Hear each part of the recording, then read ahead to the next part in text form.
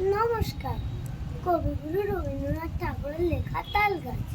তাল গাছ এক পায়ে দাঁড়িয়ে, সব গাছ ছাড়িয়ে, হিমালয় আকাশে মনে সাত কালো মেঘ উড়ে যায়, একেবারে উড়ে যায়।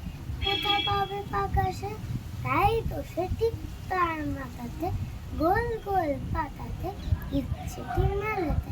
মনে মনে ভাবে, বুঝি ডানা এই, উড়ে যেতে মানানি বাসাখানি ফেলে।